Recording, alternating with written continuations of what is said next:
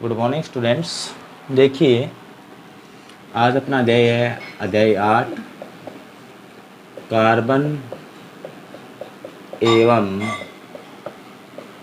उसके यौगिक।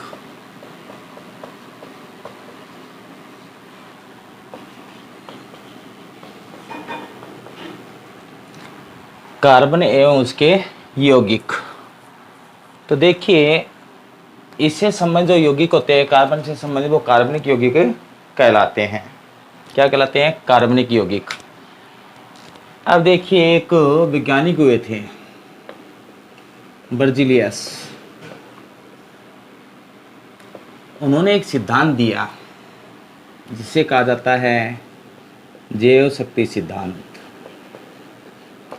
जैव शक्ति सिद्धांत। जैव शक्ति सिद्धांत तो क्या होता है? देखिए, बर्जीलियस के अनुसार किसी भी कार्बनिक यौगिक का जो निर्माण होता है वो जीवधारी स्रोत से ही होता है। क्या मानना था उनका? कि किसी भी कार्बनिक यौगिक का जो निर्माण होता है वो जीवधारी स्रोत से ही होता है। इन्हें कृत्रिम रूप से संश्लेषित नहीं किया जा सकता, अर्थात अकार्बनिक पदार्थों से प्राप्त नहीं किया जा सकता। इसे क्या कहा जाता है? जैव शक्ति सिद्धांत कहा जाता है। अब उनके बाद में एक वैज्ञानिक हुए थे होलर। होलर ने सर्वप्रथम जैव शक्ति सिद्धांत का खंडन किया था 1828 में। सबसे पहले इसका खंडन किसने किया था? जैव शक्ति सिद्धांत का होलर। मतलब इसमें कमी बताई थी। अर्थात इन्होंने क्या कहा था बर्जीलियस ने कि जो कार्बनिक यौगिक है उनको जीवधारी स्रोत से प्राप्त नहीं किया जा सकता, अकार्बनिक पदार्थों से प्राप्त नहीं किया जा सकता। लेकिन होलर ने क्या किया था कि अकार्बनिक पदार्थों की सहायता से कार्बनिक यौगिक यूरिया का निर्माण किया था। उन्होंने अकार्बनिक पदार्थ जैसे अमोनियम सल्फेट,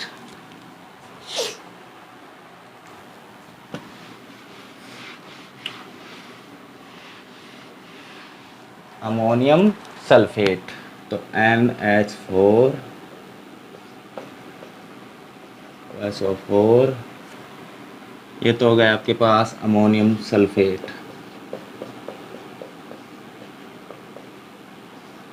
अमोनियम सल्फेट इसके साथ पोटेशियम साइनेट को गर्म किया।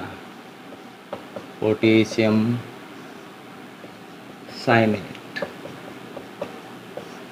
को क्या किया? प्रयोगशाला में गर्म किया, जिसकी सहायता से क्या प्राप्त हुआ था?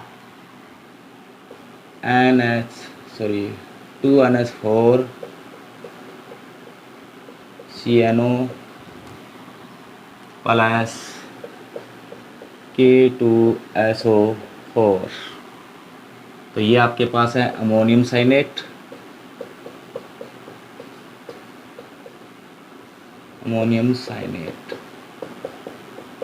और ये हो गया पोटेशियम सल्फेट।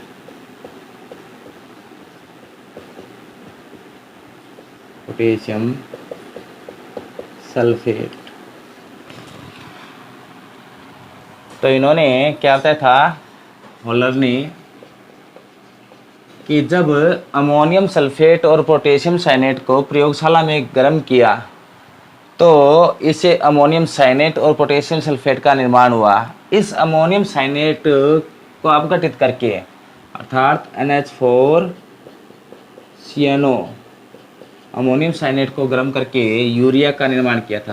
अपघटित करके यूरिया का निर्माण किया था NH2CONH2। ये आपके पास कृत्रिम रूप से या संश्लेषित क्या होती है? यूरिया होती है या कार्बनिक यौगिक होता है।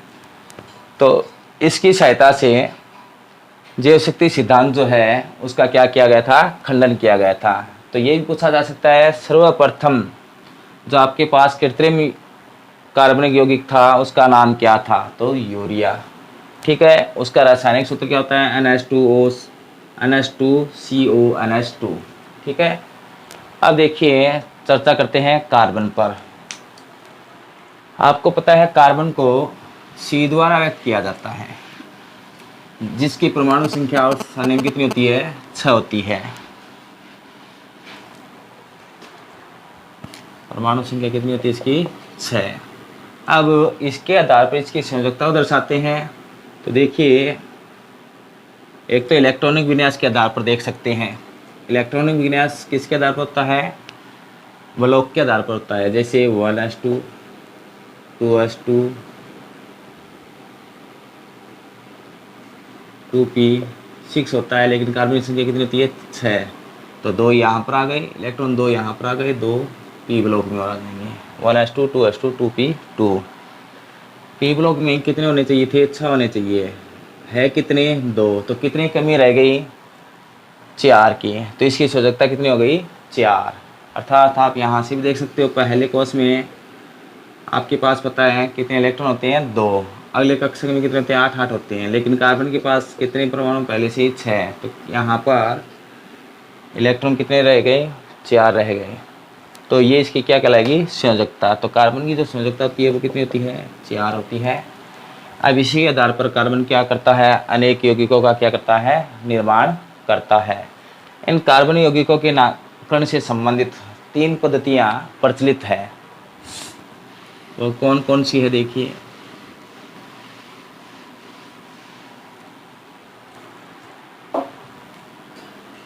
नामकरण से संबंधित एक तो है रूढ़ पद्धति। रूढ़ पद्धति में क्या होता है, प्रचलित जो नाम पहले से जो नाम चलते आ रहे हैं उन्हीं को व्याख्या की जाती है। इसी प्रकार एक होता है व्युत्पन्न पद्धति। इसमें विभिन्न नामों को संयोजित करके नए नामकरण किए जाते हैं, व्युत्पन्न पद्धति। और ये दोनों पद्धतियाँ होती है किसी विशेष स्थान पर क्या होती है, प्रचलित होती है। इनको अंतर्राष्ट्रीय स्तर पर नहीं जाना जा सकता। लेकिन महत्वपूर्ण जो पद्धति है वो है IUPAC। ये जो पद्धति है पूरे इंटरनेशनल पर जानी जाती है। इनसे समय जो भी यौगिक का नामकरण होगा वो अंतर्राष्ट्रीय स्तर पर जाना जाता है। तो देखिए ये सबसे महत्वपूर्ण है। इसका कई बार पूरा नाम भी पूछ लिया जाता है, IUPAC का पूरा नाम क्या होता है। तो international union of pure and apply chemistry, ठीक है ना। अब इससे संबंधित नामकरण देखते हैं, IUPAC से संबंधित। तो देखिए इसके लिए आपको कार्बन परमाणु की जो संख्या होती है उसके आधार पर कुछ पूर्वलग्न स्थापित किए जाते हैं। तो उन पूर्वलग्न के नाम आपको पता होना चाहिए। तो कार्बन परमाणु की संख्या,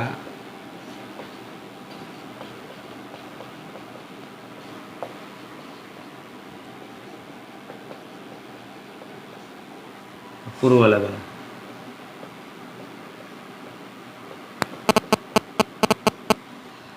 तो देखिए यदि कार्बन परमाणु की संख्या 1 हो तो उस पूर्वलग्न को कहा जाता है मेथ। क्या कहा जाता है, मेथ। यदि कार्बन परमाणु की संख्या 2 हो तो इसके लिए पूर्वलग्न उपयोग में लिया जाता है एथ। क्या लिया जाता है, एथ। इसी प्रकार यदि कार्बन परमाणु की संख्या 3 हो तो इसके लिए पूर्वलग्न होता है प्रोप। इसी प्रकार यदि कार्बन परमाणु संख्या 4 हो तो इसके लिए यूज में लिया जाता है ब्यूट। इसी प्रकार यदि कार्बन परमाणु संख्या कितनी हो, 5 हो तो इसके लिए पूर्वलग्न होगा पेंट। इसी प्रकार 6 हो तो हेक्स, ठीक है ना। अनेक आगे तक होते हैं। तो महत्वपूर्ण हमारे यहाँ 6 तक यूज में लिए जाते हैं, ठीक है ना। इसके बाद में यदि देखते हैं तो 7 पर होता है हेप्ट। क्या होता है, हेप्ट। 8 पर होता है ओक्ट। यदि कार्बन परमाणु संख्या 8 हो तो उसको कहा जाता है ओक्ट। क्या कहा जाता है, ओक्ट। और यदि कार्बन परमाणु संख्या 9 हो तो उसको कहा जाता है नॉन। क्या कहा जाता है, नॉन। और यदि 10 हो कार्बन परमाणु संख्या तो उसको कहा जाता है डेक। तो देखिए किसी भी यौगिक का नामकरण करने के लिए आपको सबसे पहले ये पूर्वलग्न ध्यान में होने चाहिए। इसी के बाद हम क्या कर सकते हैं, किसी यौगिक का नामकरण कर सकते हैं। अब देखिए कार्बन परमाणुओं के इन पूर्वलग्न से संबंधित अनुलग्न जोड़कर कई श्रेणियां बनाई जाती हैं, उनके आधार पर उनका नामकरण किया जाता है। तो यहाँ पर 3 श्रेणी महत्वपूर्ण है, वो देखिए किस प्रकार उनसे संबंधित नामकरण किया जाता है। सबसे पहले जो नामकरण मैं आपको बता रहा हूँ वो एकदम नॉर्मल बता रहा हूँ, ठीक है ना। प्रतिस्थापी समूह से संबंधित जो नामकरण होगा उसकी चर्चा बाद में करते हैं। तो देखिए सबसे पहले जो श्रेणी है वो है एल्केन।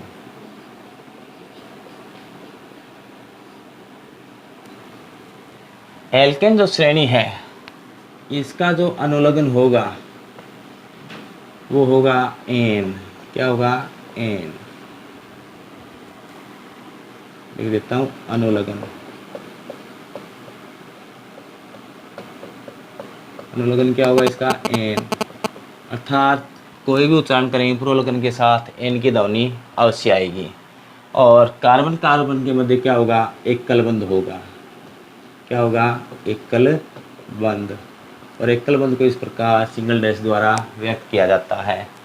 और कई बार इसका सामान्य सूत्र पूछा जाता है एल्केन श्रेणी का। सामान्य सूत्र जो होता है CnH2n +2। अर्थात इसमें हाइड्रोजन परमाणु जो संख्या होगी वो कार्बन की परमाणु संख्या से की दोगुनी से 2 अधिक होगी। यहाँ पर जो n है वो कार्बन परमाणु संख्या को दर्शाता है। जैसे मान लीजिए कार्बन परमाणु संख्या 4 है तो H अर्थात हाइड्रोजन की जो संख्या होगी वो 4 की दोगुनी 8 और इससे 2 अधिक 10 होती है। तो देखिए इसके आधार पर नामकरण करते हैं। तो आपने पूर्वलग्न पढ़े, उनके साथ अनुलग्न जोड़ दीजिए एन। जैसे मान लीजिए मेथेन, मेथ है, इसके साथ एन जोड़ेंगे क्या बनेगा, मेथेन। तो यदि इसमें उच्चारण की ध्वनि देखते हो आप क्या रही है, मेथेन, तो एन का उच्चारण ज़्यादा हो रहा है लास्ट में, हो रहा ना। तो इसका अर्थ है ये एल्केन श्रेणी है। और इससे ही पता चलेगा कि कार्बन कार्बन के मध्य क्या लगेगा, एक कलबंध लगता है। और इस सूत्र की सहायता से हमारा सूत्र सही है या गलत है, जो आपने संरचना प्रस्तुत की है वो उसकी जांच की जा सकती है। तो मैथ क्या बताएगा, मैथ बताएगा कार्बन। तो मैंने आपको पूर्वलग्न में बताया है कार्बन मैथ में कितने आते हैं, 1। और इसकी संयोजकता कितनी होती है, 4। तो इस प्रकार 4 डैश आप दर्शा सकते हो, ठीक है। ये जो डैश आपके पास इनके एक एक सिरे तो जो इलेक्ट्रॉन है वो कार्बन से संयोजित है, दूसरे सिरे खुले हैं तो इनसे क्या है, हाइड्रोजन संयोजित किया जाता है। इसलिए इन यौगिकों को क्या कहा जाता है, हाइड्रोकार्बन यौगिक कहा जाता है, क्योंकि इसमें कार्बन और हाइड्रोजन को संयोजित किया जाता है। तो आपके पास इस प्रकार मेथेन का ये सूत्र बन गया। इसी प्रकार इसको इस प्रकार लिख सकते हैं CH4। ये शाखा विधि है, ठीक है ना, टहनी के रूप में निकली हुई है। और इस प्रकार ये आगे की ओर यदि बढ़ती रहे तो ये श्रृंखलन विधि कहलाती है। तो ये तो शाखित है, शाखा के रूप में है। और यदि एक श्रृंखला के रूप में बढ़ती रहे तो वो कहलाती है श्रृंखलन विधि। तो देखिए इसी प्रकार और नामकरण करते हैं। तो ये तो क्या हो गया, CH4 हो गया। अब देखिए आगे एथ के साथ जोड़ते हैं अनुलग्न एन, तो क्या बनता है, एथेन। तो एन का उच्चारण आ रहा है। और एथ में कार्बन की संख्या कितनी होती है, 2।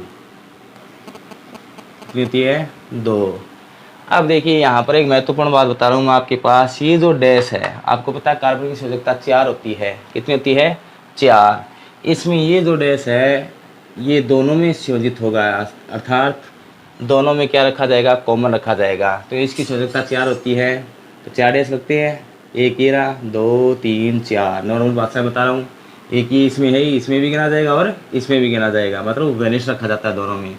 1 2 3 4, कभी इसके अलावा 4 मत कर देना, इसको मिलाकर ही क्या होंगे, 4 डैश संयोजित होंगे इसमें।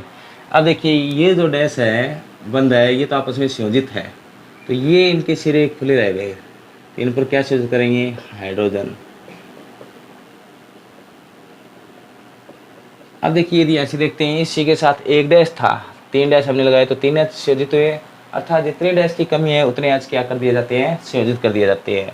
तो इसको इस प्रकार भी व्यक्त कर सकते हो आप, CH3 CH3, कोई दिक्कत नहीं है, ठीक है ना, क्योंकि इसी के साथ कितने एच है, 3, इसी के साथ 3, तो CH3 CH3। अब यदि हम अपना जो फॉर्मूला उसके आधार पर देखते हैं, तो आपके पास यहाँ पर C कितने हैं, 2, और H कितने हैं, 3 और 3 6। तो अपना जो फॉर्मूला वो लग रहा है या नहीं लग रहा है, देखते हैं ये जो आपने सूत्र बनाया है ये सही है या नहीं है। तो कार्बन यहाँ पर 2 है, तो हाइड्रोजन दुगने से 2 अधिक होने चाहिए, तो 2 का दुगना 4, 4 में 2 जोड़ेंगे 6। इसका अर्थ है अपना जो स्ट्रक्चर ये बना है ये क्या है, सही है, ठीक है। इसी प्रकार आगे देखते हैं प्रोपेन। प्रोप में कितने कार्बन होते हैं, 3 होते हैं, 1 2 3, ठीक है। अब देखिए इसके साथ ये डैश देखते हैं तो 1 है, तो इसके साथ कितने जुड़ जाएंगे, 3, क्योंकि 3 डैश की कमी है, H3। इसी प्रकार इसके साथ देखिए डैश एक ही रहा दोनों तरफ है, तो 2 डैश है, कितने होने चाहिए थे, 4, तो कितने H जुड़ जाएंगे, 2। इसी प्रकार इस C के साथ कितने डैश है, 1, कितने संयोजित हो जाएंगे, 3 की कमी है तो 3 H जुड़ गए।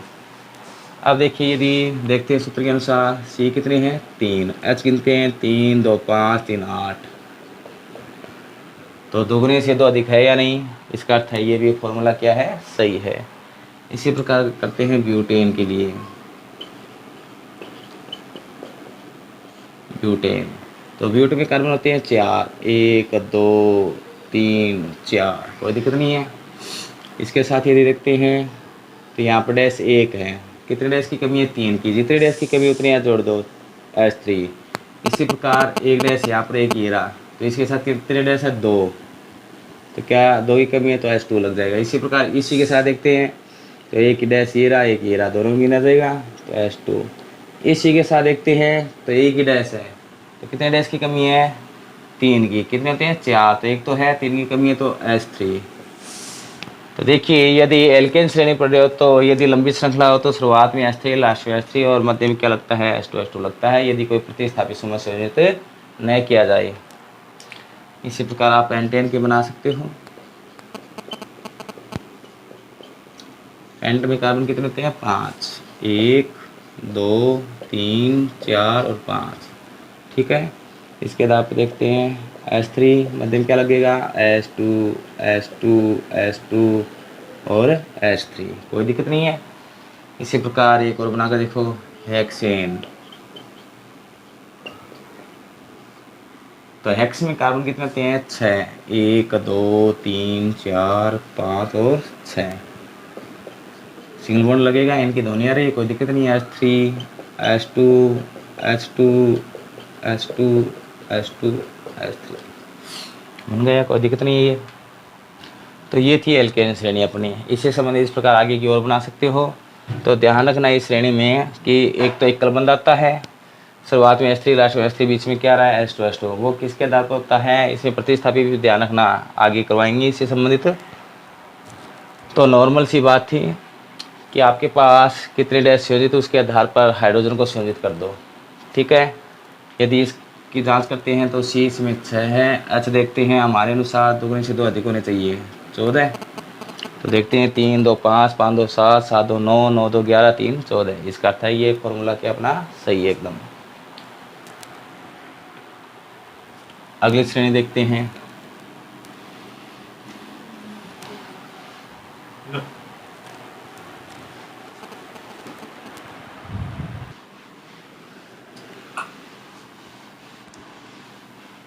देखिए अब चर्चा करते हैं दूसरी श्रेणी, एल्किन श्रेणी।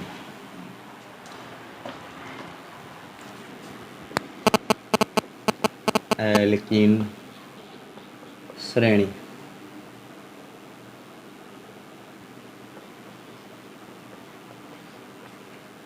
इसमें जो अनुलग्न होगा,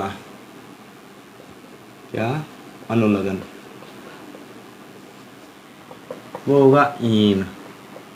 तो इसमें जो एथ में एथेन के साथ क्या संयोजित होगा, अनुलग्न के रूप में ईन संयोजित होगा, ईन की ध्वनि आएगी।